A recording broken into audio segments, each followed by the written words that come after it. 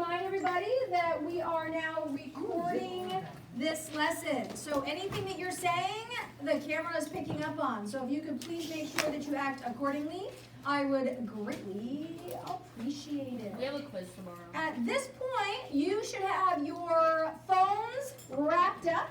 Make sure that you do not have any electronic devices in your ears. I want to make sure that you are as successful as possible on this lab and in this class as we possibly can be. Why? Because I care about you, and what you're going to be doing is going to be on the exam. And Katie just said we have a quiz tomorrow. Katie's absolutely right. We do have a quiz tomorrow, which is Friday. I also want to remind you that if you are going to make up the lab for density or our fossil lab, please make sure you do that during Liberty Time tomorrow. I'm going to get rid of those chemicals back there after tomorrow. So it's really important that we get that done. I'm super excited about today because today's lab day, and I love lab day. But before we do lab, we have to make sure that we are going over our capture question. Do you have a pass? No. Then you should not be late. Could you please take those out of your ear? Yeah. Thanks, man. I appreciate it. So let's go ahead and look at our question of the day. It said, where did most of the heat from Earth's early formation versus the heat from today come from? That's going to be really good for people like Spencer who weren't here yesterday. It is going to be a review from the reading that you did yesterday. So I'm going to let you write that down while I make sure Spencer has the paper that they need to be successful, and I can go ahead and take attendance. So I'm going to freeze this screen, and then I'm going to put, 1 minute on the clock so that you can make sure that you are doing what you need to do, and I can get Spencer what they need to do. I'm going to use my timer because I am not good at managing my time. Here you go, Spence. This is what we read yesterday. And then on the back card, those are the questions that we answered. So we're going to be kind of talking about those in the daily question today.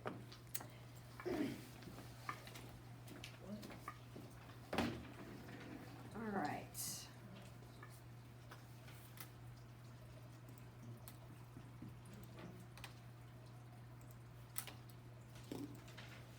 Oh no, Mikey's gone.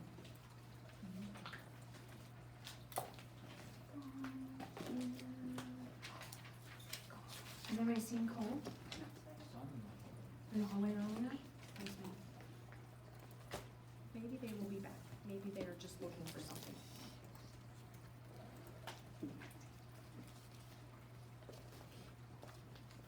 Doesn't matter because I've got the best. I've got you all.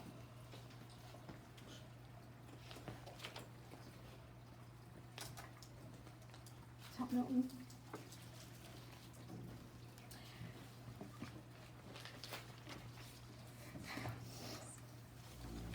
Make sure that you don't have gum in the lab area though, so if you want to put that in your mouth now, I'm going to spit it out. You got 8, 7, 6, 5, 4, 3, 2, and then 0. bing, bing, bing, bing, bing, bing, bing, bing. All right. So then, let's go ahead and look at our question. I'm not going to write it over here because I've got information for the next write-up on our lab that you're going to do. So what I'm going to do is go over there.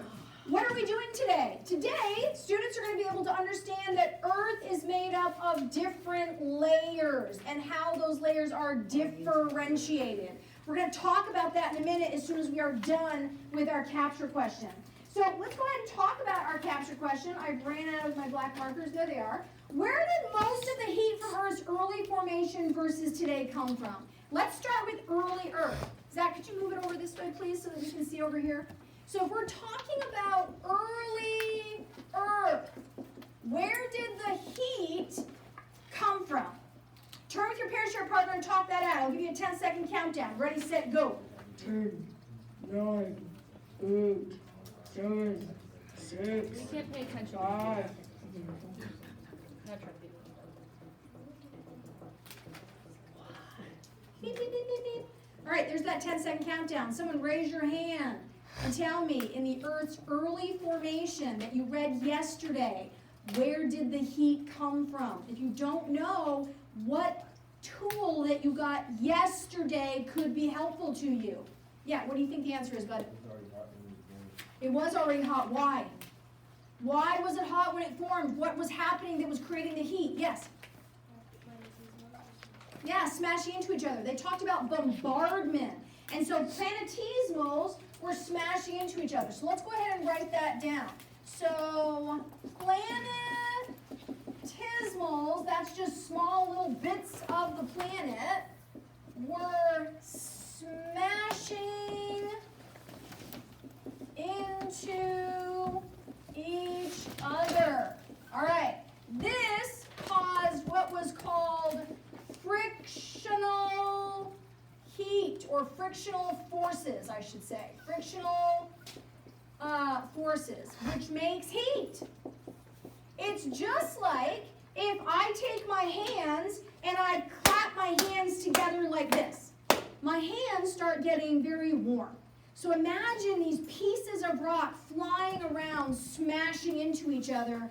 As the planet is getting larger and larger, it is going to have lots of frictional forces and heat. So you get this massive, like, molten ball kind of like being created in the solar system. Say?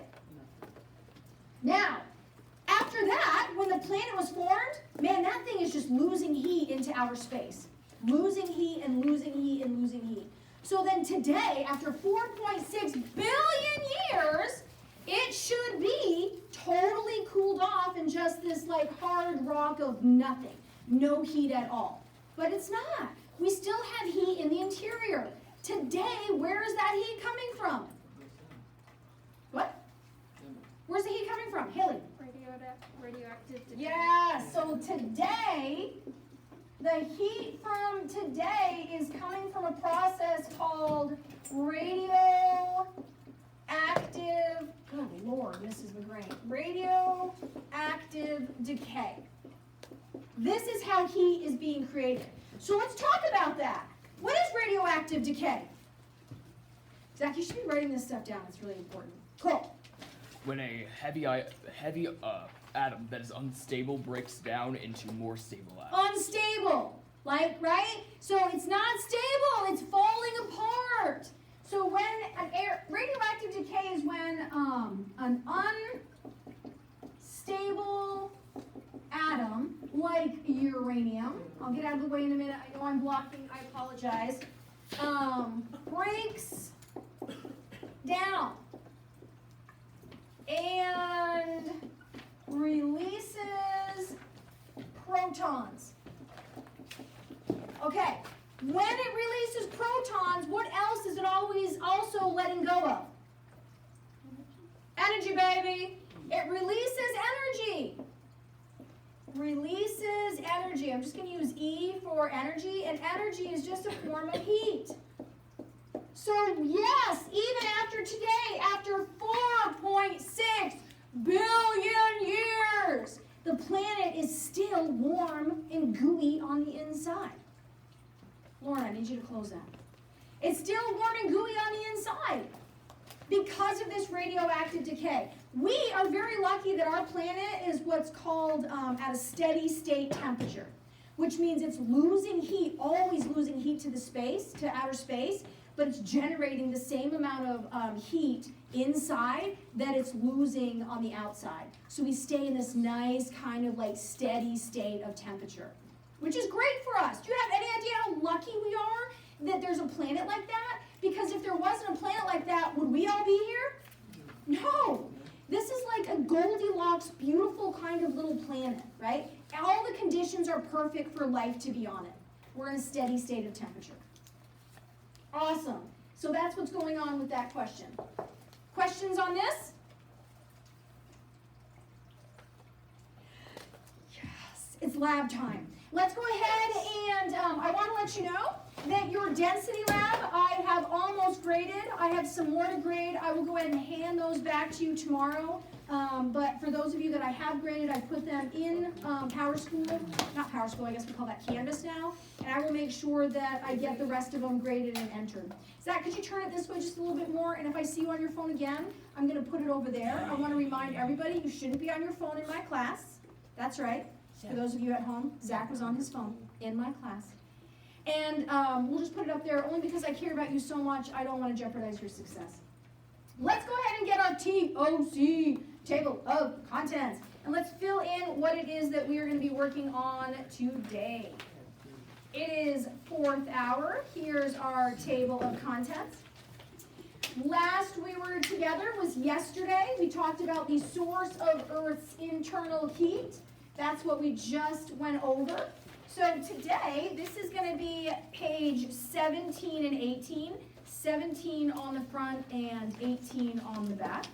Come on, little No, Ben. it's longer than that. Oh, is it? It goes to 20. Oh, I'm so sorry. So I'm just going to say, I just got a new pen. So I'm going to go ahead and say that this is on 17. Is it not working? It is not, but it is now. There we go. Gosh, they just don't make them the way they used to, Katie.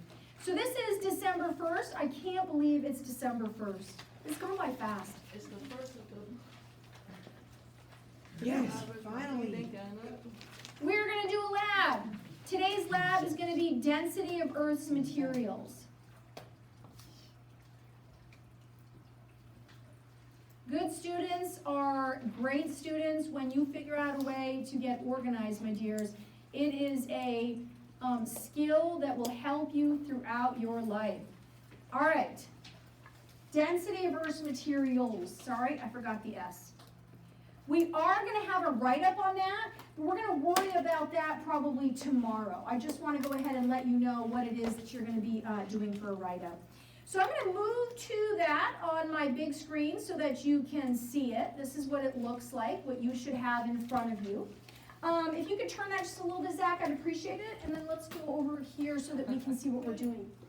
On the back of your lab, not today, but by tomorrow. We'll come together again tomorrow, and you and your group can work on this. It's going to be a 3-point lab write-up, just like the last lab, and it is going to be about density, except this time we're looking at density of materials. You're going to have the same sort of format. I found that. Then you're going to say the data to support this is, and I want to talk about data. I've got that circled right here in a box. What is data to you? Information. Okay, information. In this case, data, Spencer, is numbers. We're talking about the numbers, which means you are needing to provide the different materials of the layers. Data meaning density data, actual numbers. And then the in conclusion. Okay, so it's just going to be the same thing that we did with our first density lab. And I will go ahead and talk about this again tomorrow. Thanks, Zach, if you could move it this way.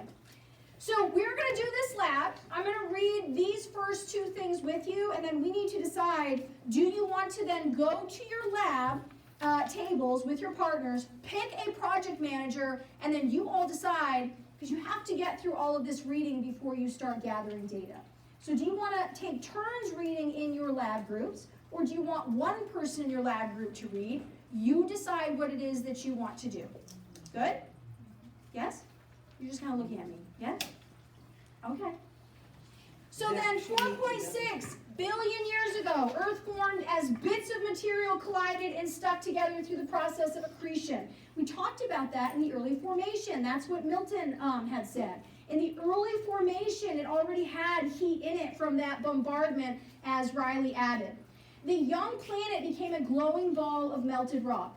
In time, more dense materials such as iron and nickel, both of which are in your lab that you're going to be conducting experiments on.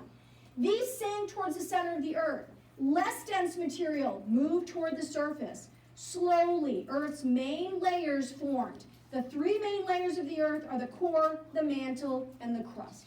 So now, I need to, as a group, let's talk. Do we want to separate and you take care of the reading on your own, deciding who at the table is going to do the reading?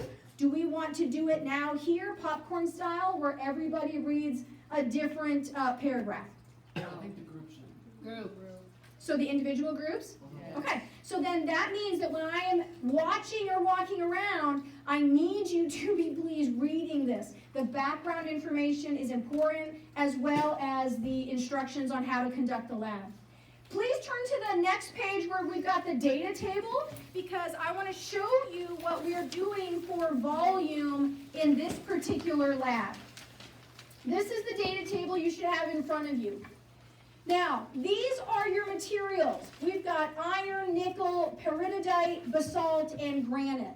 At your table, what I've done is I put some cards somewhere. I've got some cards for you so that you can see what the different materials look like. And I don't have those, but these cards. So you've got cards, so that if you don't know what rock is granite, I've got a picture of it. If you don't know which rock is peridotite, I've got a picture of it for you. So use those. The mass of the material. How do we figure out mass in a lab setting? Use an electric scale. Yeah, we've got electric balances or electric scales at all of the stations. Make sure, please don't. Just don't. Thanks, man. Make sure that you have it to grams. Just don't. Make sure you got it to grams. Okay? Then after that, you're going to figure out the volume because we need density. And to figure out the density, you divide the mass by the volume of the material. Volume is how much space this object is taking in outer space, how much space it's taking up in the universe, okay? So to figure out volume in this case, because these are what's called irregularly shaped objects, like Mrs. McGrain, like this rock, okay? What we do is we use a formula of water displacement. It means how much water is that object displacing when you put it in the water. So in order to do that, you're going to use a graduated cylinder. I've got 3 sizes of graduated cylinders at your stations, which means you're going to try to use the smallest cylinder for the job because it's going to be more precise, okay? If it doesn't fit, then go ahead and use the larger graduated cylinder. But what you need to do is you need to make sure that that water that you've put in, the initial water volume, is going to cover the object completely. If you try to figure out how much space I'm taking up in the universe through water displacement, and you put me in a vat of water and my head is sticking up above the water looking around, that's not figuring out my complete volume. You forgot the volume of my head. I have to be totally submerged under the water, okay? So if you need to put the object in dry, just so that you can see how far you need the water, do that. But then take that object out, put the water in, and take your measurement. Then you put the object in, and you take the final water volume. For example, if your initial water volume before the object goes in is 30 milliliters, then you put the object in, and it goes up to 32 milliliters, what's the volume of that object? 2. You take this minus this, so then it would be 2 milliliters. This is what you're using to do your division, okay? Volume, mass divided by volume. This will give you your density. This right here, you're going to do that at the very end. Very few of you may get to that step today. But when you do, I have a secret folder that I will be giving you, which gives you the actual values. So what we're going to do here is we're going to figure out how much of a mistake did you make in your measurements. These have got the actual densities of these materials, and you're going to go ahead and compare what you did compared to the actual and get a % error. Okay, that's what you're going to do at the end. That's this formula right here. So when you're ready at the end, call me over and I'll show you how to use this. Are we good? So step 1, read the damn thing. Read the whole thing. You need the background information. It's important. If one person doesn't want to read it all, go ahead and skip around. If everybody is like, I don't feel comfortable reading out loud, then you all read silently, but you have to make sure that everybody gets through it before you start on the data collection. Do you get the words coming out of my mouth? See. Great. Yes. Spencer, look at me. A little higher, man. Are you okay? Okay. So here's how we're going to break this down. This group of 4, I'm going to put you at table 7. Group of 3 in the back, I'm going to put you at table 6. This group right here in the middle, I'm going to put you at table 5. The group in the back from Freya to Kale, you're going to be at table 4. This group of 3, you're going to go ahead and be at table 3. Then I've got this group of 4 right here, I'm going to put you at 2. And then this group right here, I'm going to put you at table 1. Why can't we pick our groups up? Because Mrs. McGrain doesn't do that in a 9th grade setting. Why? Because what happens is what happened the other day at the lab area where we all were working together and things don't get done. Michael's not here, we'll be fine. Nope. You asked, just because you asked does not mean I have to say yes.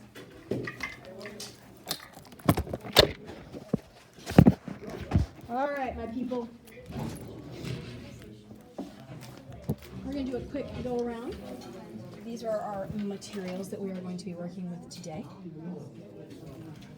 Read. Light elements are driven from the interior to form an ocean and atmosphere. All right. Just 1 second, and if you have questions at home, we'll go ahead and begin again tomorrow.